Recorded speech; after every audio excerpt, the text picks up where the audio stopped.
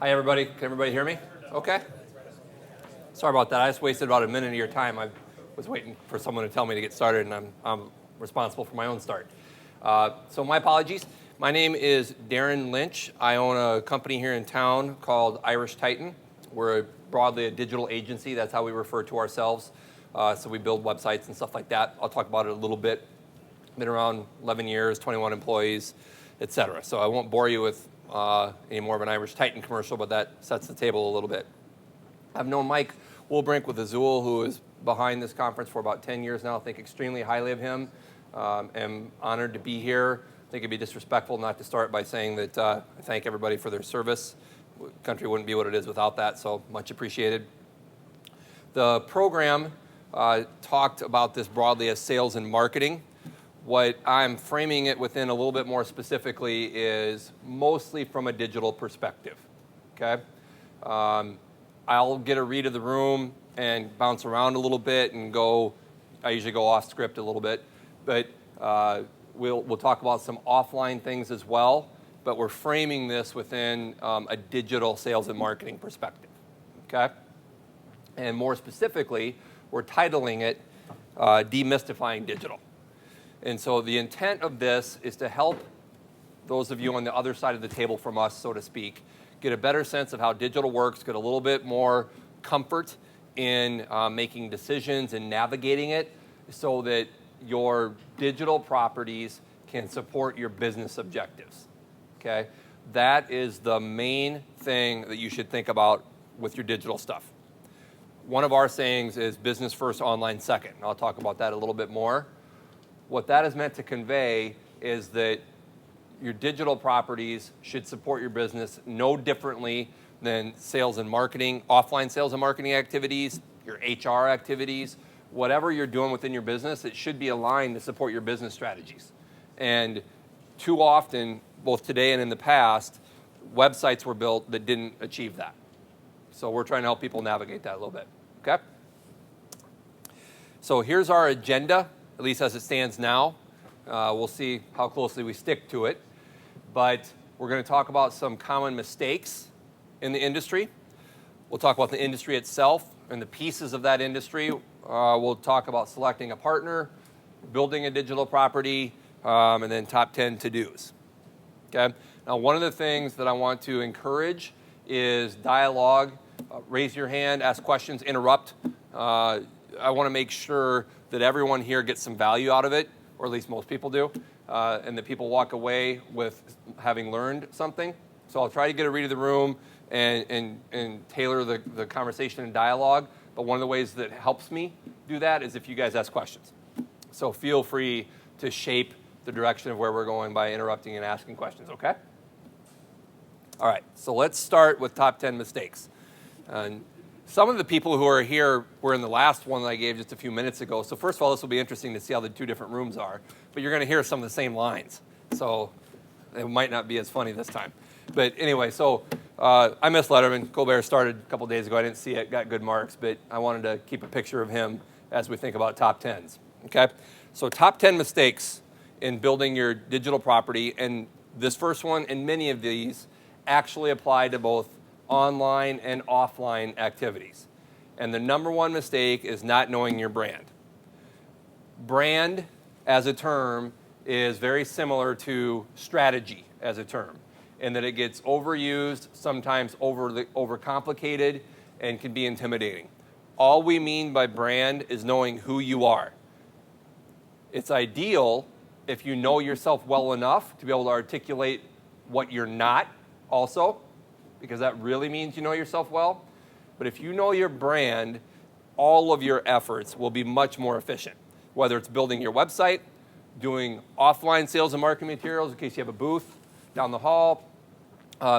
If you know who you are, that will help all of those activities be much more efficient. There are different ways to help identify who you are. I personally am a big fan of this concept called Start with Why, W-H-Y. The author's name is Simon Sinek. We have at least one fan, two. And so we have it on the back of our business cards. It really boils down to what he calls a golden circle. It's kind of like a bullseye. There's a bullseye in the center, a second ring and a third ring. The middle is why you're in business.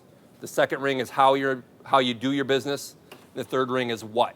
If you can define those, that's good enough to help give you some clarity as to your brand and how to start to move forward.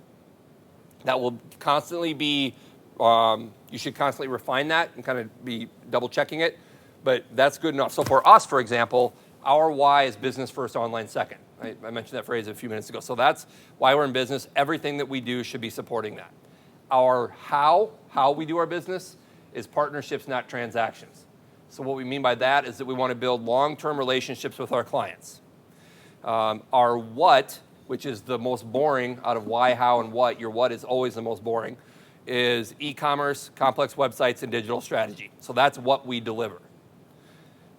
Every golden circle, or every what, has competition. We're not the only ones building websites. There's nobody in here who's the only one doing what they're doing.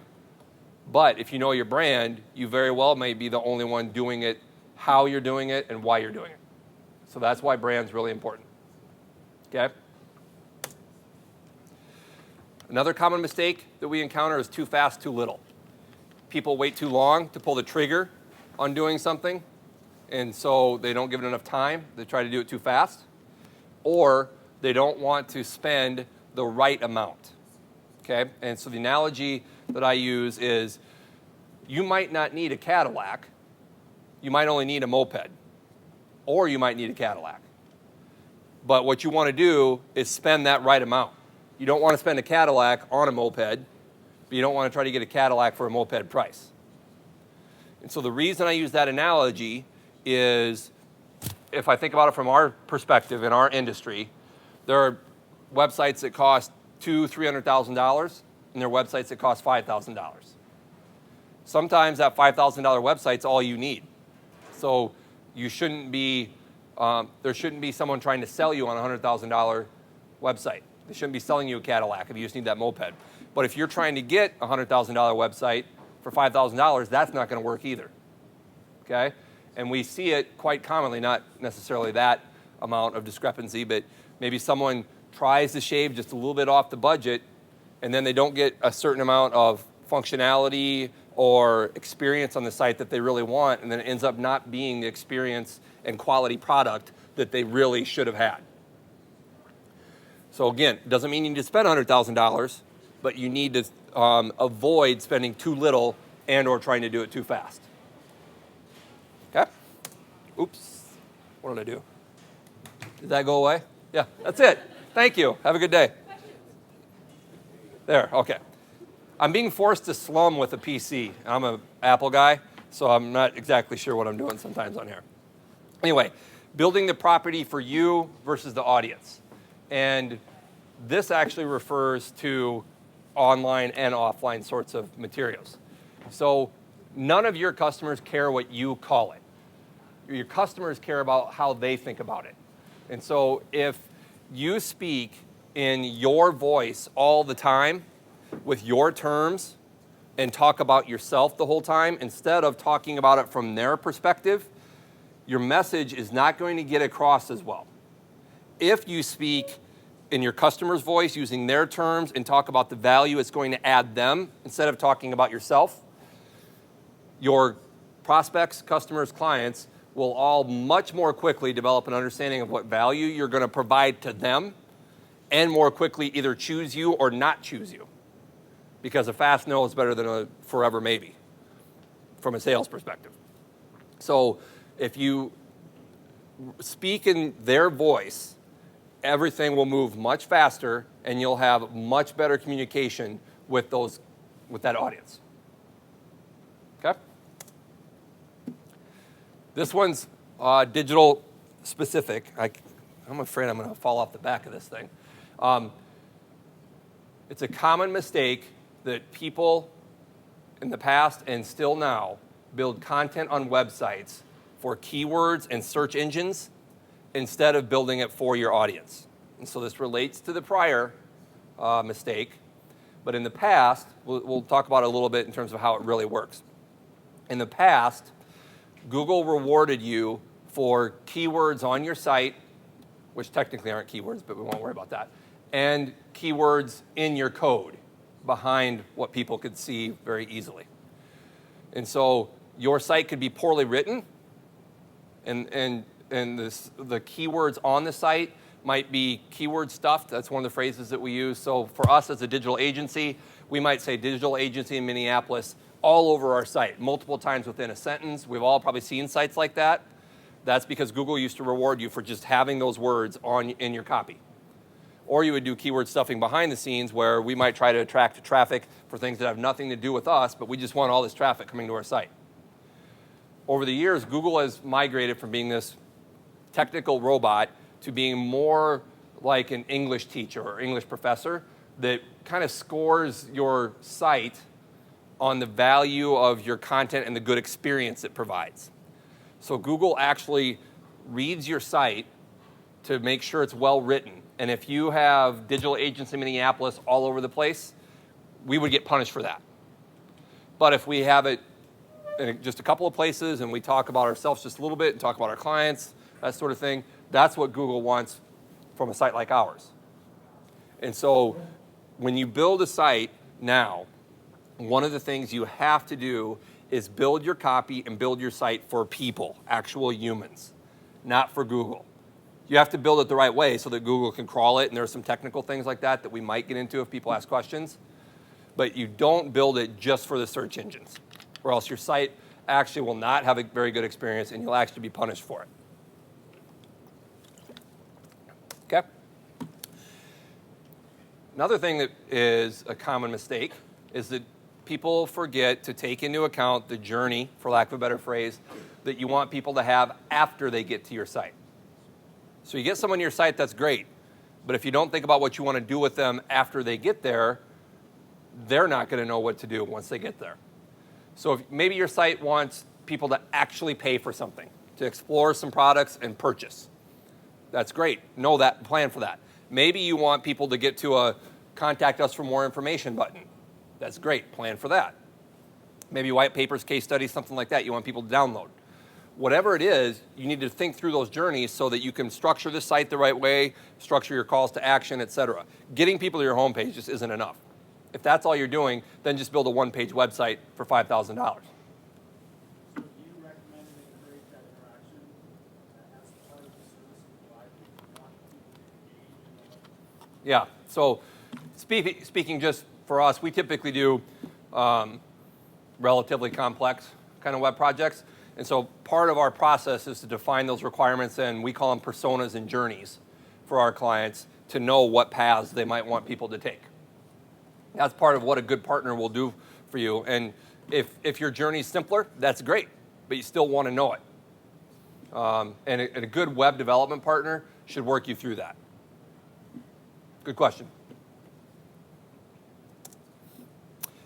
Decision by committee kills lots of things in business, online or offline. From a web project perspective, everyone's an art critic and everyone's a copywriter. They all think they know what colors they want it to be and what it should look like. And then they all start to have an opinion on that. And it oftentimes, if it's not managed right, can turn a really nice looking design into a Yugo, where it's just everyone's input thrown into a box. And from a copywriting perspective, everyone thinks they can write copy. Most of the time, by the time that copy comes due, they're like, I guess we can't do it. Can you help us? And then timelines blow up. Because copywriting and content creation is kind of a skill into itself. Even if you're a good writer, if you have the skill and you get energy from that, usually that's what you do for a living. Okay? So those are two examples of decision by committee that can slow things down and result in a much different end product that is not nearly as good. So that's a common mistake. Blurry requirements. So if you're building a house, I like to make analogies because it helps us all relate to our industry in this case. So if you're building a house and you don't stick to the plan, you're going to incur change orders. Okay? And those change orders can be of various amounts. So if you get halfway through or a third of the way through building your house, and it's a one-story house, and you decide you want a second floor, that's going to be pretty expensive. If you decide you want to put the header board on the back of your house to lay the not the foundation specifically, I guess, but to make it easier to build the deck next year, that's not that complicated. So blurry requirements totally apply to websites and other projects within our business too, if you're implementing an ERP or a financial system. If you don't define what you're trying to accomplish to a relatively good degree of certainty, your project's going to have change orders or take longer and or cost more. Now the fine line is doing that to the right degree of specificity so that you don't spend 3 months doing requirements when you probably could have got it done in a week. Okay? So blurry requirements is a common mistake that if we added it to all of the previous ones, these are the mistakes that we see all the time. Okay? And that's why I stuck with just 7. I had 10, but then I thought they were kind of redundant and boring and too detailed. So see 1 through 7. All right. So when I started giving what used to be this presentation, it was really around social marketing. And I'm not really a social marketing expert. Then it evolved into, well, how does web work, et cetera. And so now it's evolved to what I'm talking about today. Part of what originated those conversations was that people, clients, customers, prospects felt intimidated or confused by web and digital stuff. And there are a couple of reasons for that. And so I'll talk through that a little bit just to let everybody know it's okay to be a little bit intimidated or have some anxiety around it. Because there is a lot of bad providers out there, and one of the reasons is that it's the Wild West. We, as digital providers, don't need to pass the bar. We don't need to be past that Series 7 that financial planners have to pass. We don't even need an office. 2 guys or girls working out of Panera on a couple laptops can be a web company. It doesn't even need to be their web. We don't need capital requirements, et cetera. All we need is a laptop and wireless. So that's great from the perspective of innovation and entrepreneurship, because if someone thinks that they can start a business and be successful, nobody's stopping them. It can be challenging on the other side of the table sometimes, because that can lead to maybe a lack of professionalism, a lack of experience, people getting into the space who really, even if they are professional, have some experience, just aren't well suited for owning their own business, et cetera. So it's the Wild West out there with hardly any rules. The technology changes all the time. And on top of that, it's the intersection of 2 disciplines, if you will, that are hard to define and that people can be easily intimidated by, and that's design and technology. The web specifically is a combination of design and technology. Design, there are really no edges around. It's creative by nature, so it's hard to define, even for us sometimes when we're doing it. Technology is constantly changing, a little bit easier to define, but changes so fast and is so detailed and overwhelming that it can be intimidating. So if you create the intersection of those 2 disciplines and then add that there are no barriers to entry, no real regulation, et cetera, it's an industry that's hard to navigate. It's hard to navigate when we're a provider because there are constant new trends and technologies and practices that we have to sift through to decide if we want to incorporate into how we do business. But it's even more hard, I would guess, more difficult for people on the other side of the table to develop a sense of confidence about how to navigate it. So if you're struggling with that, that's okay. Don't feel bad. We struggle with it and we do it. Okay. So now we'll cover some of the pieces of the industry, and this hopefully gives people a little bit of a mental framework about how to navigate this and think about this, because everything in the web space falls into one of these categories, and there are only 5. Your site, social and content, search, mobile, and hosting. We probably won't talk about all of them, I should find out for sure what time I'm supposed to finish. But we'll cover at least a few of these at first. Tim, what time am I supposed to finish? 10:45. Okay. So let's start with site.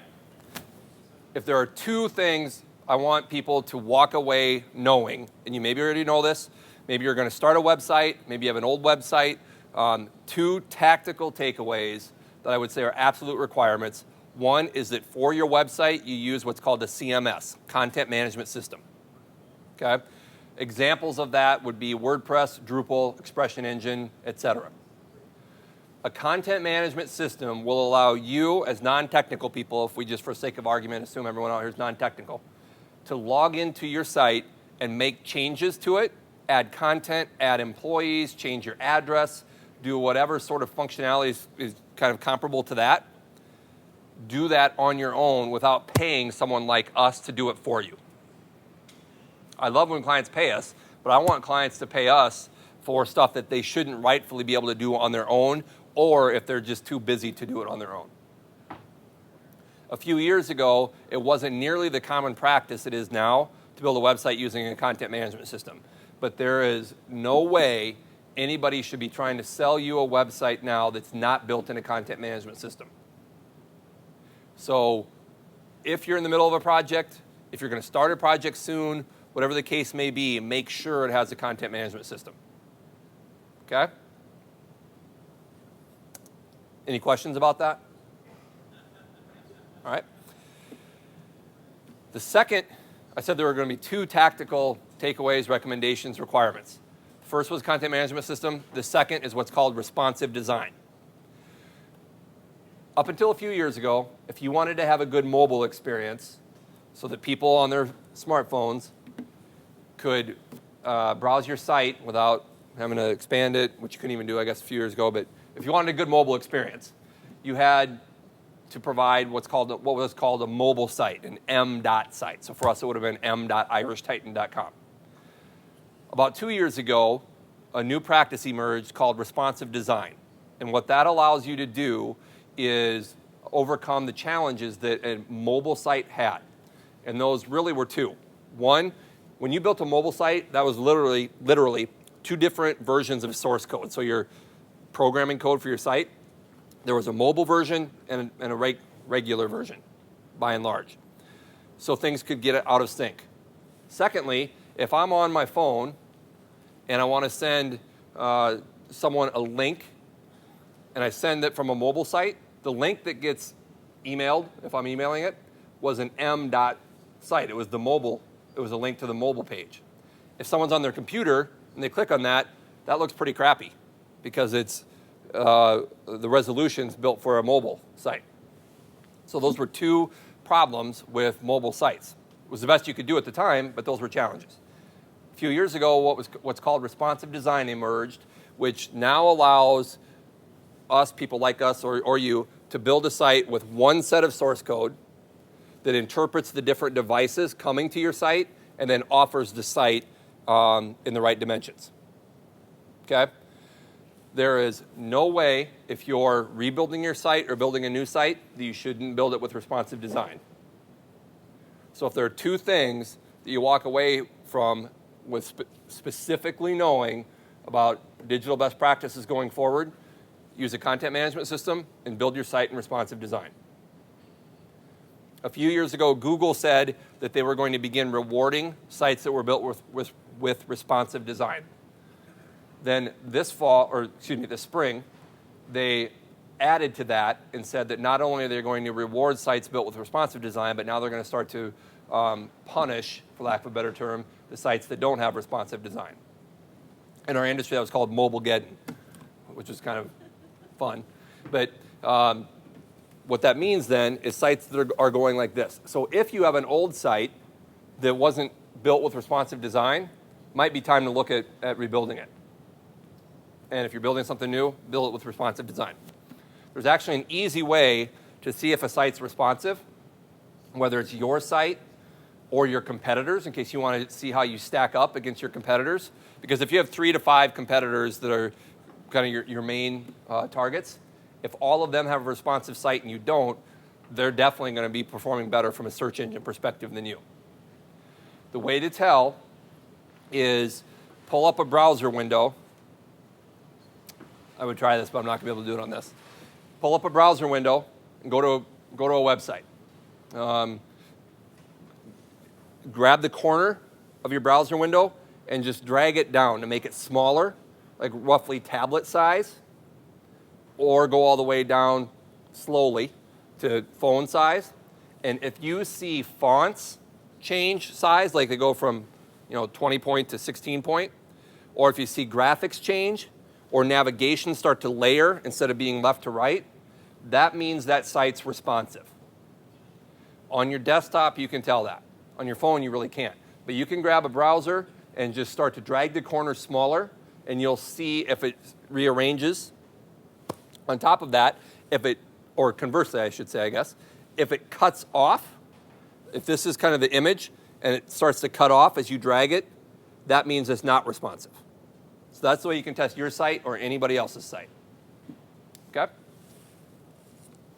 So I started building a site in Wix. I've kind of played around in Squarespace. I mean, my understanding, they have this responsive side, that content management. I mean, how would I know whether Wix or any of these other Weebly or any of these other? I'm not overly familiar with any of them specifically, but they all should have content management, so that you can log in or have someone who's non-technical, that works for you or whatever, log in and update content. Yeah, Wix, even GoDaddy's website builder has a content management aspect to it. Okay? Let's see, so 10 minutes. Earned paid retargeting. This is referring to search. And I talked before about analogies, like the building a house analogy. The analogy to keep in mind with search, particularly earned, is think about a restaurant. If it's attracting a lot of traffic because you tell a lot of friends and they go, or it develops a good reputation with a great beer list or Juicy Lucy's or whatever the case may be, that's word of mouth. That's like organic search, if people have heard of that term, or search engine optimization, SEO. That is going to be the reward of doing good business for that restaurant or building a good website with good content from a digital perspective. Okay? Compare that to if the restaurant has billboards and is advertising in the circulars, et cetera. There's nothing wrong with that either, but they're paying for that.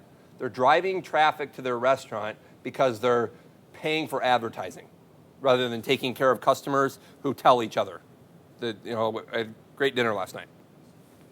From a website perspective, if you're paying for ads, pay-per-click, PPC, that's paid search.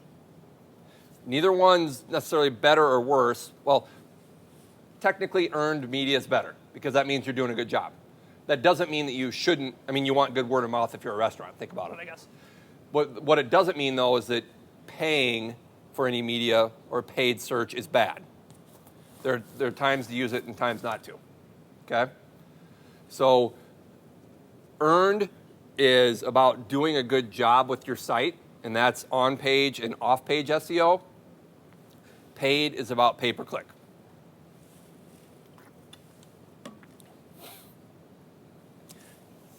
Which is a good bleed to this slide because it all starts to work together.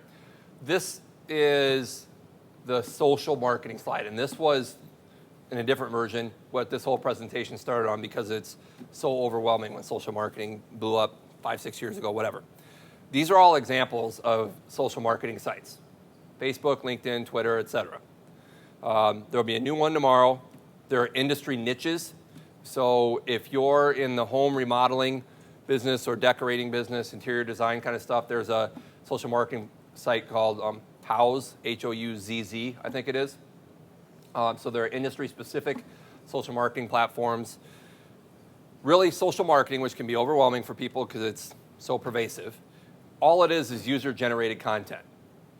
Any site that has user-generated content has some level of social marketing to it. So technically, Amazon has social marketing to it because of the reviews. And so those reviews on Amazon are really valuable. I'll check reviews out on Amazon even if I'm going to buy something on a site other than Amazon's. That's social marketing content. It's user-generated content. You can incorporate that into your site so that you have, for example, a Twitter feed or a Facebook feed on your site, but you don't have to. One of the things to keep in mind with social marketing is it's not that complicated to execute if you define your plan and then stick to it. Okay? We didn't really do too much social marketing until I started to build out my sales and marketing team a few years ago. Hired a girl out of college who's great. She's super talented, but young, not that much experience. She did our social marketing, and she still does. So it doesn't require a senior resource. It doesn't require a ton of investment. What it requires is identifying your brand a little bit so you know what sort of content to publish and push. It requires identifying your overall plan, what platforms you're going to use, Facebook, LinkedIn, Twitter, et cetera. Maybe working with someone to help you define that strategy that might be a little bit more senior resource because it's a little bit more strategic. And then a relatively straightforward execution. Blogs are social marketing technically because they're user-generated content. One of the things when people talk to me about starting to blog, one of the things I talk about is what's your fourth blog going to be? Because everybody blogs 3 times. Work, family, vacation, sometimes the dog is the fourth, and then stops. So what's your 4th or 5th blog going to be? Because it's better to not blog at all or better to not do this, some of these social marketing activities than it is to start them and then stop after 3 months. Because a year from now, if someone goes out there and sees that you have a blog page on your website, but you haven't had anything for a year, they're going to think you're out of business. So if you're going to do it, commit to it on a regular basis. And it's not that complicated. If you write an article for a blog, or if you repost and you add 3 to 5 sentences at the beginning of it, you're not submitting yourself for a Pulitzer Prize or a Peabody or whatever the award might be. Social marketing content has a short shelf life. It's more important to post content that's relevant to your brand than it is to write award-winning content. Yeah, Galen. Darin, since you're talking to a military audience, I was wondering if you interfaced with Rally. With what? Rally Point. No, I haven't. So it's military-only LinkedIn. It's got about Oh. 100,000 members. It's just another avenue. Yep. It might be on your list, but this audience should heard about Rally. Yeah, that's a great point. I didn't know that existed. So that's a perfect example of an industry-specific social marketing platform. Do you want to describe it any more? How do you use it? So after being out of the military for 35 years, it puts me right back in it and have the conversations with my buddies that use that fast. So Yeah. it's really cool from that perspective. I use it to connect with potential mentees and help transitioning military get civilian jobs in the local area. So I connect with people on there. And it's Rally Point? Rally Point, yep. Sounds good. Everybody should know that if you're going to be active out there in the digital space. Everyone in this room, I would guess, anyway. Good, thanks for sharing that. Yeah. Do you have a list of resources that individuals who want to learn more, like HubSpot or those resources? Do you have a list available for them to look into, kind of gain some knowledge on how to use some of these platforms? We have some content on our website, in our, I think it's our media page or resources page, where we've written some blogs and have some lists of commonly used sites.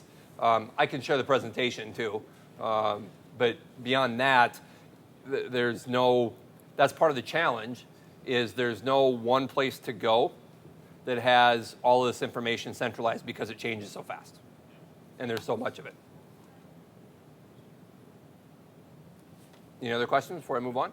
Yeah, Laura.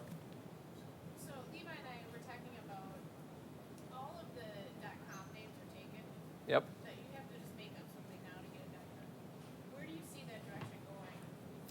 Yeah, so there used to be more importance placed on the English, I guess, in our country, English aspect of your name. If you were selling tables and you owned tables.com, that'd be pretty valuable. Google has decreased the value of that, so because there's so many domains taken. That's one of probably many reasons that they've decreased that. There's still a lot of value in having a name that is easily remembered and easily typed. So it might be easy for people to remember your birthday. I don't know, I'm making this up on the fly.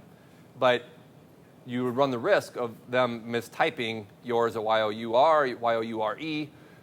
If you have a word in your name with an apostrophe, people might get stumped by that, even if it's easy to remember. So having an easily remembered name and easily entered domain name is valuable.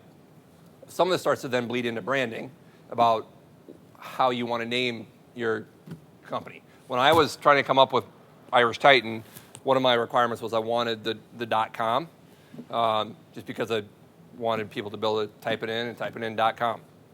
That would be a lot tougher now. I might still want to go with the company name, but change the URL to, I don't know, yourishtitan.com or whatever. But that is a common problem now with people being challenged to find the right domains. And that's probably not going to happen or change anytime soon.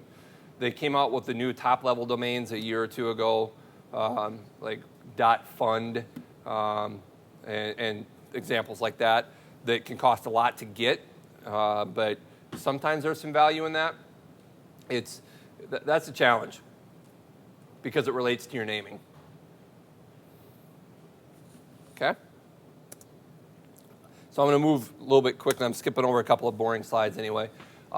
So if you are going to build a site of any complexity, unless you have a relatively sizable in-house staff, you're probably going to need to work with somebody to help you build it.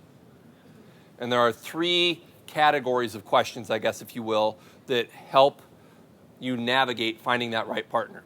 The first set of questions you should think about is how does that partner think, or how do the partners that you're talking to, the potential partners, how do they think?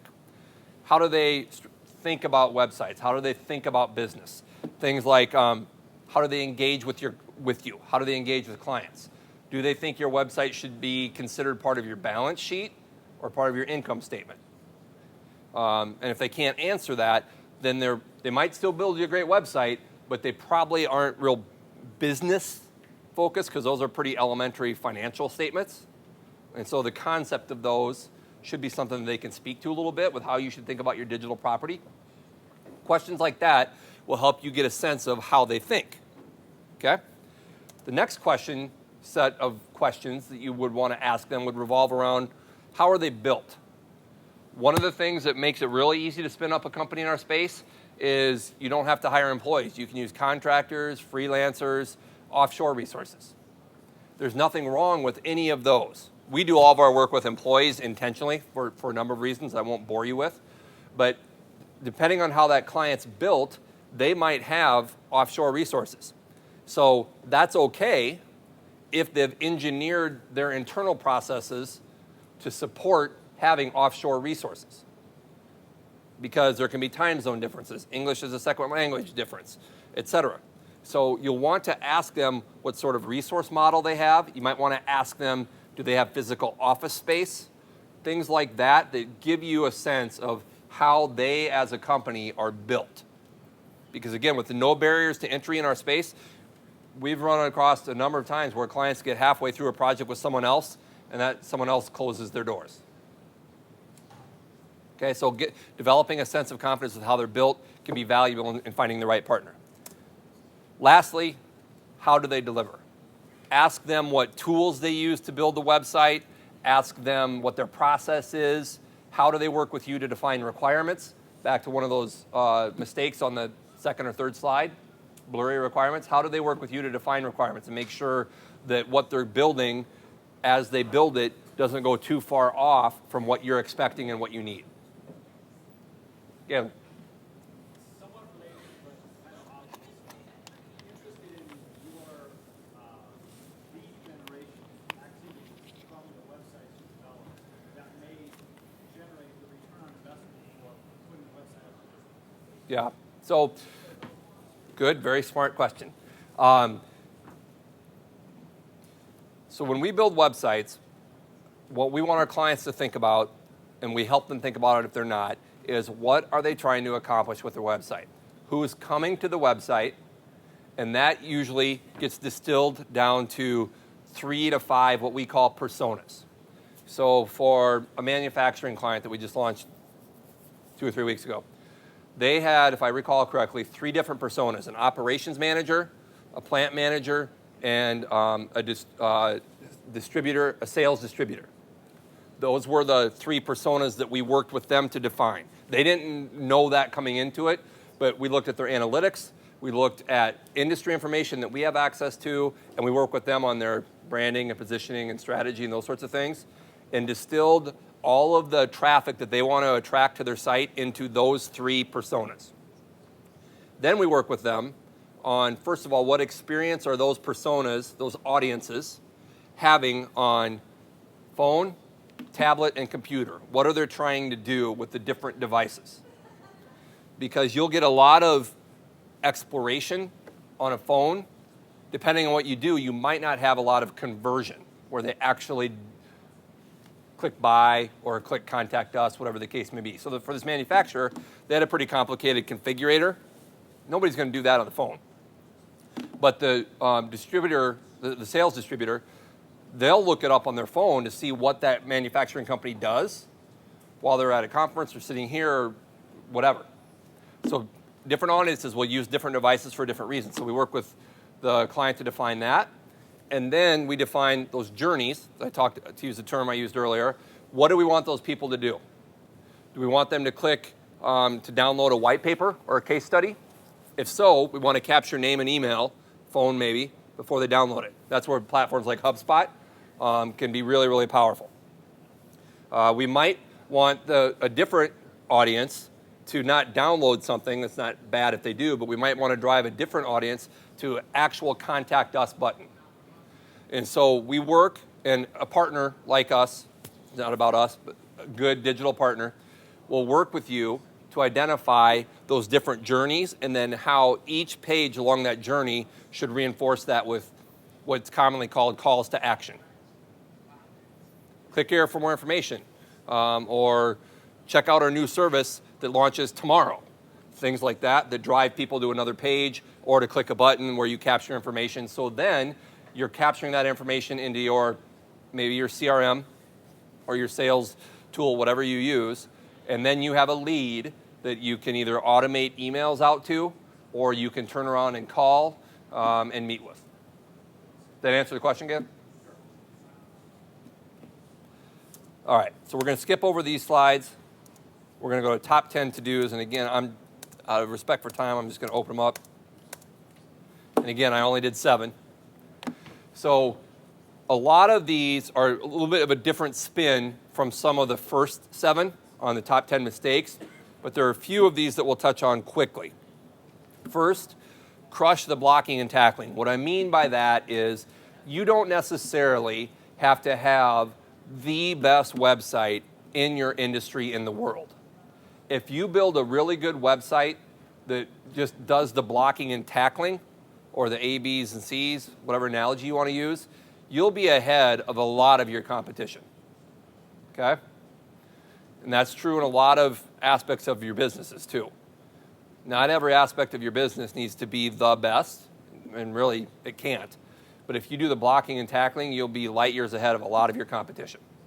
So do that, and do that blocking and tackling really well. Build your site with responsive design. Make sure it can be crawled by the search engines. Make sure the content's well written. Make sure you know who's coming to the site and what you want them to do. Install analytics. It's amazing how many clients come to us and don't have analytics installed on their site. So they don't know anything about what's going on with their site. And you can install Google Analytics, which is free for not very much time and money. Okay? So blocking and tackling is really critical. Define and know your audience, we already talked about. Writing for people, we talked about that. Start with mobile, including tablet. One of the things to keep in mind is, from a design perspective, what we do, and as an emerging best practice, is when you're redesigning your site, start by designing the mobile site first, because it's easier to be expansive with design than reactive. So if you start with a desktop design and then need to go down to this, you have to figure out what to take out. And that's a much more difficult process than designing for this and then figuring out what you can play with to add. So that'd be another recommendation. Not quite to the level of CMS and responsive design, but pretty close. Select the right partner and trust them, which leads into the next one, the go frozen, let it go. When you select the right partner, if you ask them some series of questions around those three categories, you should have a sense of confidence that they're going to take good care of you. And if that's true, let them do their job. You should be touching base with them, and they should be touching base with you. But you don't necessarily have to be over their shoulder and doing decision by committee and being an art critic and being a copywriter. Let them do their jobs. Check them along the way. Make sure you're comfortable with where it's going and that it's looking good, but trust your partner. Because you have your own business to run. If you were good at building websites, you'd probably be doing that for your business. So trust your partner, let it go, and then rinse and repeat. And what that's meant to convey is that when you build your site, you're going to have to rebuild it in 3 to 5 years, something like that. If you start doing social marketing or SEO efforts, you don't do it 1 month and then just assume it's going to work. You need to, from a SEO perspective, typically contracts with clients like, or companies like us, are 3 to 6 months kind of thing, because you need to commit to a certain length of time for those results to start to pan out. So those are the 7 best practices out of 10. You can pick any of the 7 to repeat for the 8, 9, and 10 to make sure that you follow. So we had a few questions as we went along. I want to make sure to answer any other questions that people have right now. I know we need to wrap up relatively soon, but are there any questions that are burning through people's minds right now that you're not going to be able to sleep tonight if I don't answer? Great. Well, thanks for the time. Hope everybody got something out of it.